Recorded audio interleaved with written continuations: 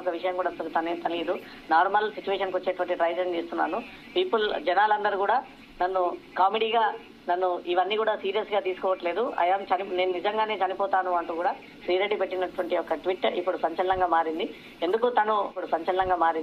ఎందుకు తను ఈ అన్కాన్షియస్ వెళ్ళిపోవడం, మెంటల్ డిప్రెషన్ లోకి వెళ్ళిపోవడం, ఇంత వ్యక్తిగతంగా ఎవరినో తనను విమర్శిస్తా ఉన్నారు, దూషిస్తా ఉన్నారు అనే దానిపై కూడా ఇంకా ఏ వివరాలు అయితే శ్రీరెడ్డి ట్వీట్ ద్వారా ఆ విషయాలు తెలియజేయలేదు.